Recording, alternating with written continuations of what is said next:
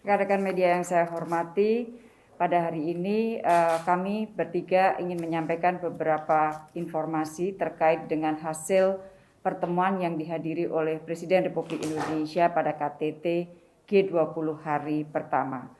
Untuk acara G20-nya itu sendiri, Bapak Presiden telah menyampaikan statement di satu sesi, yaitu mengenai masalah ekonomi dan kesehatan. Dan yang kedua, Bapak Presiden juga menjadi pembicara pada acara side event dengan tema dukungan bagi UMKM dan bisnis milik perempuan untuk pemulihan yang lebih baik.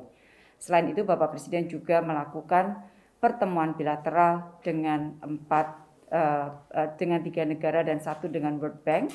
Ada beberapa adjustment pertemuan bilateral karena memang waktu pertemuan ternyata harus disesuaikan dengan jadwal sidang yang sedang berlangsung. Saya ingin mulai dengan sesi pertama di mana Bapak Presiden menyampaikan statement nasional terkait dengan ekonomi dan kesehatan global. Jadi dari pertemuan itu para leaders membahas upaya bersama untuk keluar dari krisis, yaitu krisis kesehatan dan juga ekonomi akibat pandemi COVID-19.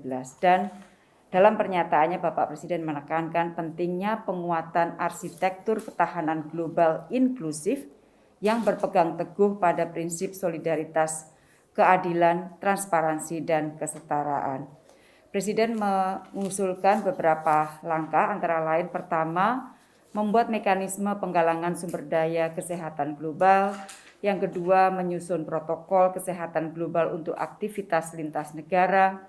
Ketiga, mengoptimalkan peran G20 dalam upaya mengatasi kelangkaan dan kesenjangan vaksin, obat-obatan, dan alat kesehatan esensial. Selain penguatan ketahanan kesehatan global, Bapak Presiden juga menekankan pentingnya mempercepat pemulihan ekonomi global yang lebih kuat, lebih inklusif, dan berkelanjutan.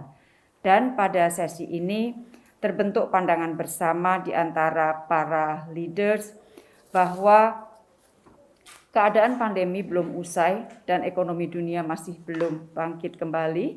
Kemudian para leaders juga menyampaikan pandangan perlunya melakukan vaksinasi 40% pada akhir 2021, 70% pada pertengahan 2022. Ini sebenarnya adalah global strategy yang diberikan oleh WHO yang didukung oleh para leaders dari G20.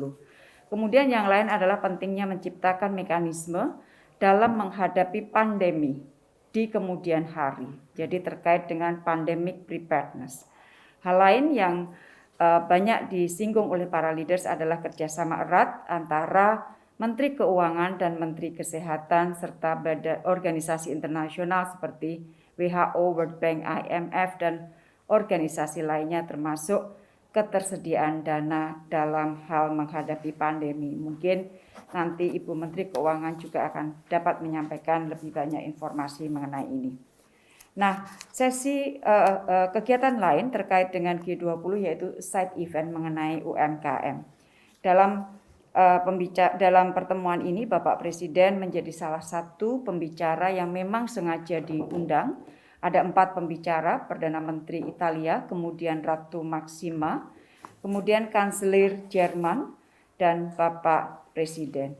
Di dalam pertemuan tersebut Bapak Presiden menggarisbawahi pentingnya UMKM bagi perekonomian nasional Indonesia dan peran perempuan di dalamnya. Memberdayakan UMKM dan perempuan adalah kebijakan sentral dalam percepatan pencapaian SDGs di Indonesia menurut Presiden. Dan di dalam penjelasannya Bapak Presiden memberikan beberapa contoh kebijakan yang menunjukkan keberpihakan Presiden dan pemerintah untuk mengembangkan UMKM dan memperkuat peran perempuan di dalamnya. Antara lain melalui program Bank Wakaf Mikro, program Mekar, pembiayaan ultra mikro atau UMI, program kredit usaha rakyat KUR, dan juga program-program yang terkait dengan digitalisasi. Selain itu, seperti tadi saya sampaikan bahwa terdapat 3 pertemuan dengan pemimpin negara lain dan 1 pertemuan dengan World Bank. Nanti saya mohon Ibu Menteri Keuangan untuk dapat menyampaikan yang World Bank, sementara yang 3 pertemuan bilateral lainnya.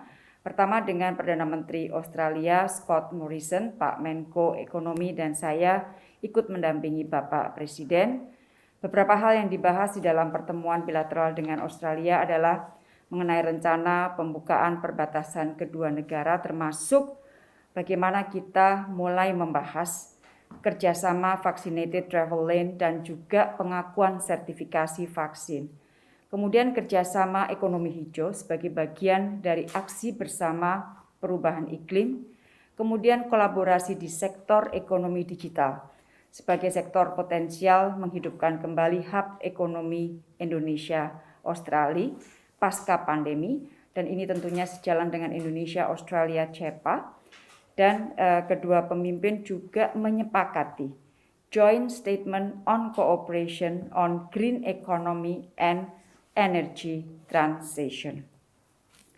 Joint Statement tersebut, di dalam Joint Statement tersebut kedua negara sepakat untuk mengatasi perubahan iklim melalui kerjasama untuk mengembangkan, mendanai, dan berbagi teknologi rendah kalori dan mendukung infrastruktur yang mempercepat transisi energi rendah emisi dan di saat yang sama memperkuat ketahanan energi. Jadi intinya adalah keseimbangan antara ekonomi hijau dan kesempatan untuk pembangunan ekonomi.